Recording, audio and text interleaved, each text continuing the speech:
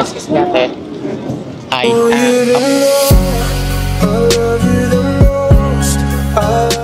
Okay lang ma-stall ba kita ate? Okay lang mag-picture lang kita ngayon. Photographer po. And gumagawa ka ng content ngayon. Lagi siyang lagi lang sa... Ano pangalan nila ma'am? Pauline po. Pauline. Nakita ka sa kita doon. Ang ganda ng project mo sa camera. And nagpipicture-picture yata kayo. Makasama mo. Anong ginagawa nila dito ma'am? Mag-ano lang po, gala-gala lang.